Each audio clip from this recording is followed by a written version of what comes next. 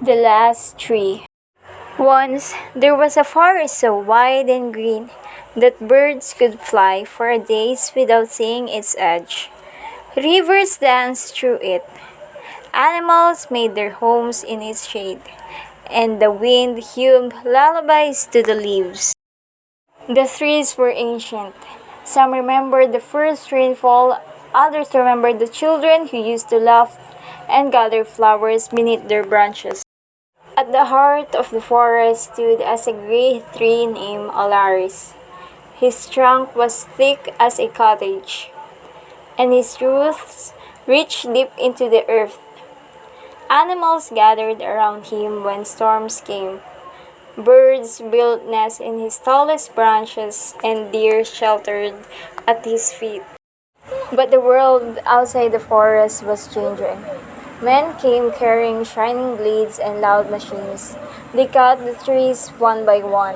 The forest edge crept closer to Olaris every day. The animals fled deeper into the shrinking green. The rivers slowed.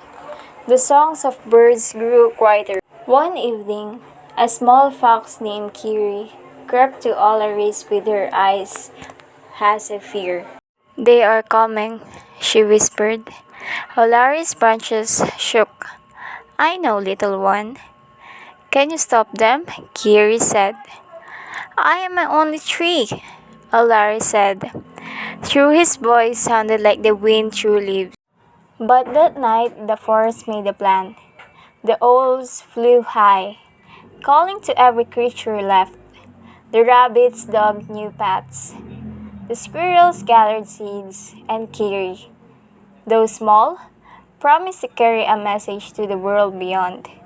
Before dawn, the men arrived with their machines, but as they stepped into a clearing, something happened.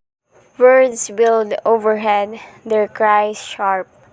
Animals stood in rows, unafraid. The wind rose, carrying the leaves and seeds into the men's faces.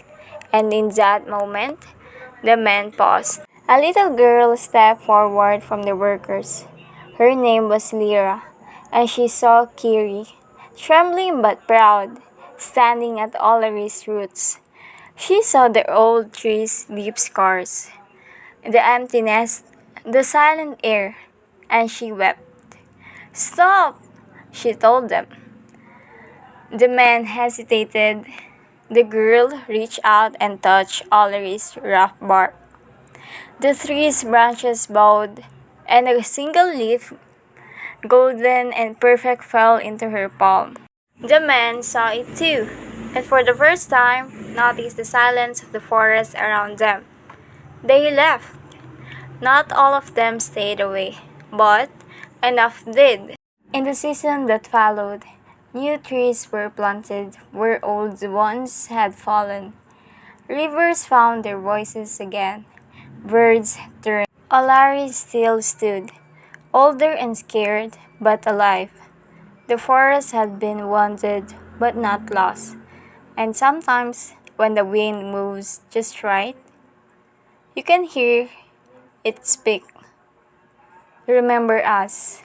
The end.